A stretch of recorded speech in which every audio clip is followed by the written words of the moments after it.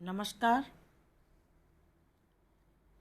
विद्यार्थियों, आज के इस व्याख्यान में आप सबका पुनः हार्दिक स्वागत है। बच्चों, कल के वीडियो में मैंने आपको किरातार्जुनीयम के 11 श्लोक तक पढ़ा दिया था। आज हम 12वें श्लोक से अध्ययन करना प्रारंभ करते हैं। देखो,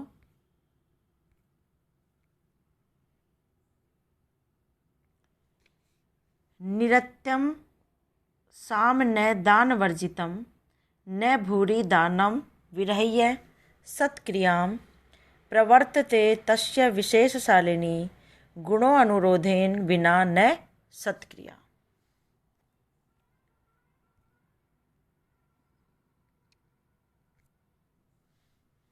अन्वय देखिए, तस्य निरत्यम दान वर्जितम साम न सत्क्रियां विरह्य भूरि दानम न विशेषशालिनी सत्क्रिया गुणानुरोधेन विना न प्रवर्तते। इनका शब्दार्थ देखते हैं। तस्य, उसका, किसका? दुर्योधन का।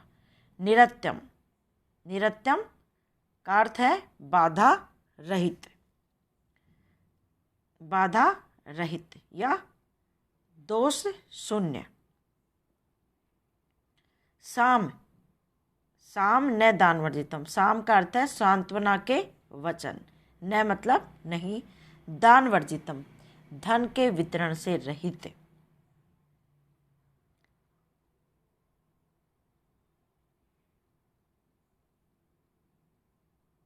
भूरी, प्रचुर और अत्यधिक बड़ा। विरह्य, छोड़कर।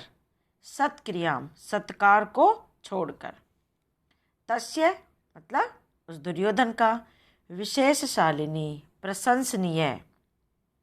गुणा अनुरोधेन बिना, गुणों के अनुराग के बिना। न नहीं, सत्क्रिया सम्मा।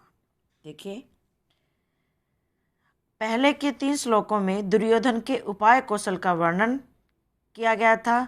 अब इस पद्य में वनेचर दुर्योधन के साम और दान के बारे में यहाँ पर बता रहे हैं।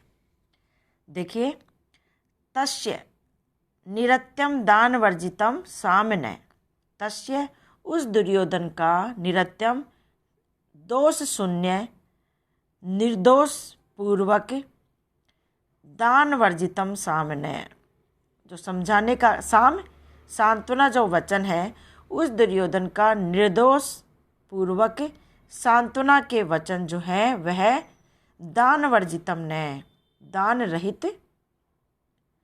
क्या कह रहे हैं? दान रहित होता, अर्थात दान रहित। देखिए कि उस दुर्योधन का निर्दोष सांत्वना जो वचन है वो दान के रहित नहीं होता है, दान सहित होता है, अर्थात उसका प्रचुर दान जो है। तस्य निरत्यम दान वर्जितम सामने सत्क्रिया विरह्य भूरि दानम न विशेषशालिनी सत्क्रिया गुणानुरोधेन विना न प्रवर्तते।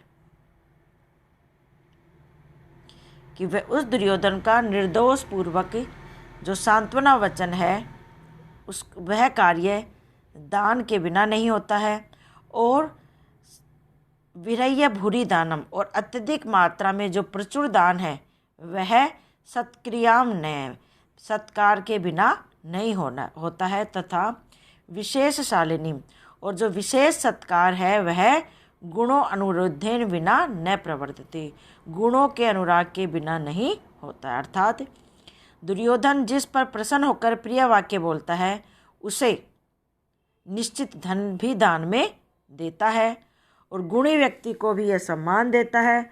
उससे दुर्योधन का एक महान समीक्षाकारी रूप भी प्रतीत होता है। अर्थात दुर्योधन जानता है कि दुष्टों को वश में करने के लिए केवल साम प्रयोग ही पर्याप्त नहीं है।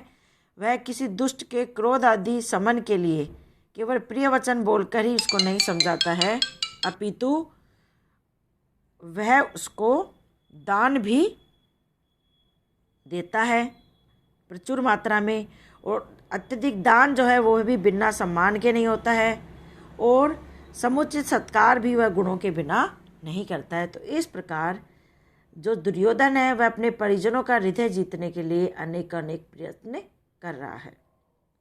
यहाँ पर एकावली अलंकार है क्योंकि उत्तरोत्तर कथन पूर्व के विशेषण के रूप में स्थापित किया गया है। एकावली अलंकार का लक्षण है स्थाप्यते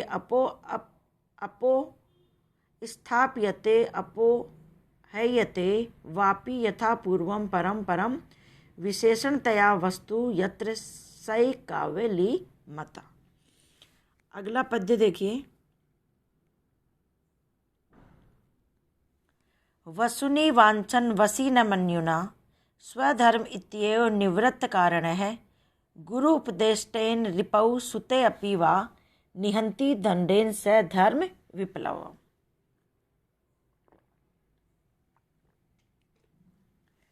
अन्वय देखिए। वसी स वसूनि वांछन न मन्युना न निवृत्त कारणः स्वधर्म एव इति गुरुपदिष्टेन दंडेन रिपौ वा सुते अपि धर्म विप्लवम निहंति। शब्दार्थ देखिए, शब्दों के अर्थ देखिए। वसुनी मतलब धन को, वांछन चाहते हुए, वसी जिसने अपने इंद्रियों को वश में कर लिया है, न नहीं, मन्युना मन्युनु का अर्थ है क्रोध के कारण, स्वधर्म अपना कर्तव्य, निवृत्त कारण है लोभ क्रोध रूपी निमित्त से रहित होता हुआ, गुरु उपदिष्टेन गुरु के द्वारा उपदिष्टित, रिपौ शत्रु में, सुते या पुत्र में, निहंती मारता है या नाश करता है या रोकता है, दंडेन दंड के द्वारा या दमन से, सह मतलब वह दुर्योधन के लिए आया है, धर्म विप्लवम धर्म का उल्लंघन। देखिए विप्लव है विरोध, उपद्रव या नाश। प्रस्तुत पद्य में दुर्योधन का दंड देने का प्रकार बताया जा रहा है कि वह दंड किस प्रकार से देता है। देखिए वसी से वसुनी वांछन न मन्युना, अपने अधीन सबको रखने वाला वह दुर्योधन, न तो कुछ धन बटोरने की इच्छा से, वसी से अपने अधीन सबको, जो अपनी इंद्रियों को, जो जितेंद्रिय है ना, तो अपनी इंद्रियों को अपने अधीन रखने वाला वह दुर्योधन, वसुनी वांछन न मन्युना, न तो कुछ धन बटोरने की इच्छा से और न ही क्रोध से किसी को दंड देता है, किंतु दुष्ट अपराधियों का नाश करने के लिए गुरु के द्वारा, क्या कह रहे हैं कि किंतु दुष्ट अपराधियों का शासन करना ही मेरा धर्म है। इस विचार से धन एकत्रित करने के कारणों से विमुख होकर वह गुरु के द्वारा बताए गए गुरु के उपदेश के अनुसार, चाहे शत्रु हो या रिपौ व सुते, शत्रु हो चाहे पुत्र हो, अपि धर्म विप्लव निहंती, दोनों को समान दृष्टि से जिसे अन्यायी समझता है उसी को दंड देता है। क्या कह रहे हैं कि दुर्योधन किसी को दंड देने के समय यह नहीं विचारता है कि यह मेरी बुराई करने वाला शत्रु है, यह मेरा क्रोध का पात्र है, अतः इसको दंड देना चाहिए, यह धन वाला है, इसको दंड देने से मुझे धन मिल सकता है।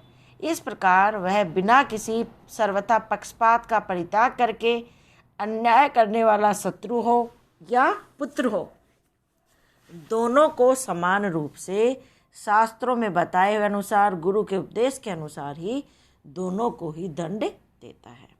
कैसा है वो? सबको अपने अधीन रखने वाला, न तो धन बटोरने की इच्छा से और न ही क्रोध से किसी को दंड देता है। अपराधियों का शासन करना मेरा धर्म है। इस विचार से धन एकत्रित करने के कारणों से विमुख होकर गुरु के बताए उपदेश के अनुसार, चाहे शत्रु हो चाहे पुत्र हो, जिसे वह न्यायी समझता है उसी को दंड देता है।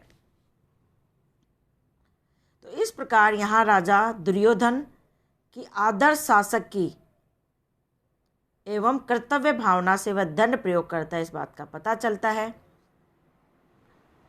अपराधी चाहे मित्र हो चाहे शत्रु हो, निष्पक्ष होकर न्याय की व्यवस्था की जाती है। धर्म के उल्लंघन को रोकना न्यायोचित दंड का उद्देश्य होता है। भारतीय राजनीति शास्त्र के सिद्धांत की ओर यहाँ पर संकेत किया गया है। अगला देखिए, विधाय रक्षान परितः परेतरान असंकिता कारम उपैति संकितः क्रियापवर्गेषु अनुजीविन सात् कृतः कृतज्ञतामस्य वदन्ति संपतः। संकितः, पहले अन्वय देखिए। संकितः परेतरान रक्षान विधाय असंकिताकारम उपैति क्रियापवर्गेषु अनुजीवी सात् कृतः संपदः अस्य कृतज्ञताम वदन्ति। प्रस्तुत पद्य में दुर्योधन का भेद कौशल दिखाया गया है। संकितः सन अपि, शब्दार्थ देखिए। विधाय मतलब नियुक्त करके, रक्षान रक्षकों को, परितः चारों ओर, परेतरान अपने लोगों को, असंकिता कारम शंका रहित चेष्टा वाला होकर, उपैति प्राप्त करता है, संकितः संदेहयुक्त, क्रिया अपवर्गेषु कार्य की समाप्ति पर अनुजीवित सात्कृता सेवकों को प्रदान की गई कृतज्ञता उपकारिता को अस्य इस दुर्योधन का संपत्तिया वदंती कहती है। देखिए, प्रस्तुत श्लोक में दुर्योधन का भेद कौशल दिखाया गया है। देखिए क्या कह रहे हैं, संकित है वह दुर्योधन निरंतर सबके ऊपर शंका करता हुआ भी, निरंतर सबके ऊपर शंका करता हुआ भी, परितरान वह चारों ओर सब कार्यों में, परितरान अपने आत्मियों को विधाय नियुक्त करके, असंकिताकारम उपैति स्वयं क्या करता है, शंका से रहित होकर रहता है। क्या कह रहे हैं, संकित सन अपि, संकित निरंतर सबके ऊपर शंका करता हुआ भी, परिहि चारों ओर, परितरान सब कार्यों में अपने आत्मियों को विधाय नियुक्त करके, असंकिताकारम उपैति वह स्वयं निश्चिंत सा रहता है। क्रियापवर्गेषु अनुजीवित सात् कृतः संपत्तः अस्य कृतज्ञता वदन्ति।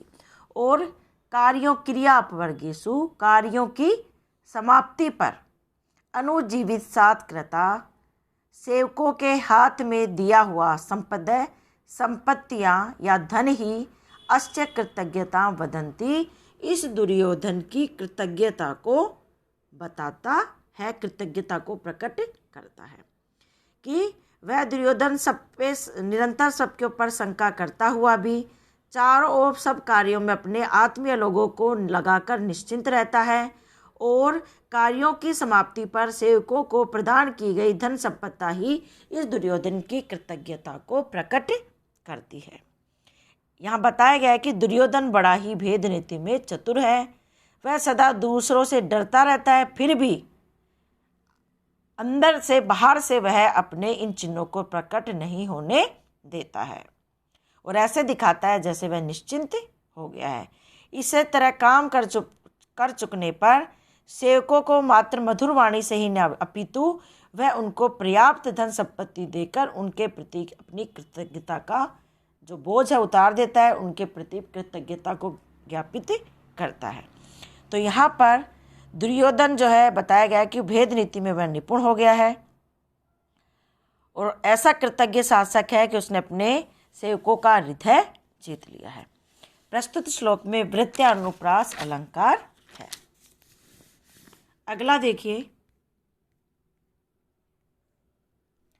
अनारतम तेन पदेषु लंभिता विभज्य सम्यक विनियोग सत्क्रिया फलन्ति उपाया परिब्रहींतायति उपेत्य संघर्षम इव अर्थ संपदा है।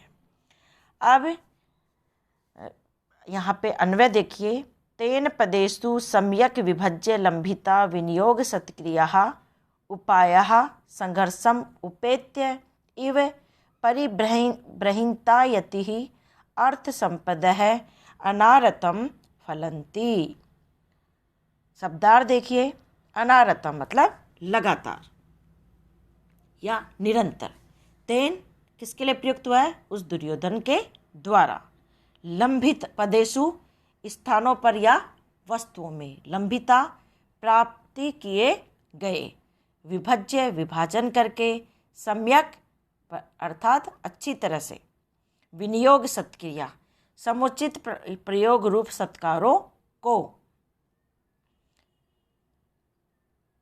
फलन्ति फलते हैं, उपाया साधन शत्रु को वश में करने के साम दाम दंड भेद आदि उपाय,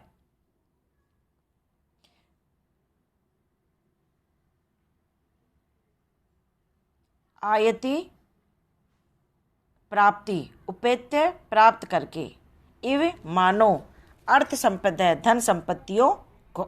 देखिए अब वहाँ पे दुर्योधन के द्वारा अपनाए गए उपायों के प्रयोग के फल को बताया जा रहा है। देखिए तेन उस दुर्योधन के द्वारा, वह दुर्योधन पदेषु हर स्थानों पर, हर वस्तुओं में, हर विषयों में, सम्यक विभज्य साम दाम दंड भेद जो उपाय करना है वे उनका सम्यक विभाजन करके, वे एक दूसरे से, तेन पदेषु सम्यक विभज्य लंबिता विनियोग सत्क्रिया उपाया संघर्षम उपेत्य इव परिब्रहींतायति अर्थ संपदः अनारतम फलन्ति। देखिए वह दुर्योधन हर विषयों में जो साम दाम दंड भेद, साम दाम दंड भेद जो उपाय है, तो वह दुर्योधन हर स्थानों पर, हर वस्तुओं में, हर विषयों में साम दाम दंड भेद उपाय करता है और वे एक दूसरे से ईर्ष्या करते हुए, संघर्षम उपेत्य वे एक दूसरे से ईर्ष्या करते हुए के समान भविष्य में उन्नतिशील होकर अनारतम अर्थ संपत्ति नाना प्रकार की अर्थ संपत्तियाँ, धन संपत्तियाँ फलन्ति पैदा करते हैं, किसी के काम में उसे कुछ भी हानि नहीं होती। क्या कह रहे हैं कि वह दुर्योधन हर विषयों में, प्रत्येक स्थानों पर, वस्तुओं में साम दाम आदि भेदों का उपाय करते हैं और वे उपाय, साम दाम दंड भेद उपाय, वे मानो एक दूसरे से ईर्ष्या करते हुए के समान भविष्य में उन्नतिशील होकर नाना प्रकार की धन संपत्तियां पैदा करते हैं। अर्थात जहाँ साम दाम दंड भेद का उपाय, उसको प्रयोग है, पता है कहाँ पे किसका प्रयोग करना है, और मानो वो साम दाम दंड भेद मानो ऐसे एक दूसरे से ईर्ष्या करके मानो उस दुर्योधन के संपूर्ण कार्यों को करके और उसको उन्नति करके और उसको सारी धन संपत्तियां पैदा कराते हैं। तो यहाँ पर बताया जा रहा है कि दुर्योधन को साम दाम दंड भेद इन नीतियों के उपायों के प्रयोग में सफलता मिल रही है, क्योंकि वह इन उपायों को काम में लेना जानता है। उसको पूर्ण ज्ञान है कि कहाँ कब किस उपाय को काम में लेना चाहिए और किस तरह का उपाय सफल हो सकता है। तो इस प्रकार समुचित प्रयुक्त होने के कारण ही वे स्थिर रहने वाली अधिक धन संपत्ति उसको वे उपाय देते रहते हैं। सही स्थानों पर उपयुक्त उपायों का प्रयोग ही स्थायी सफलता प्रदान करने वाला होता है।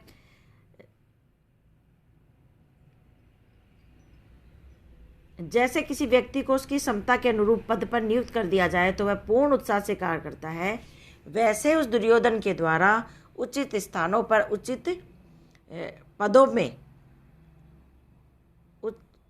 प्रयोग से सम्मानित उपाय मानव परस्पर स्पर्धा प्राप्त करते हुए अनुकूल एवं चिरस्थायी परिणाम प्रदान करते हैं।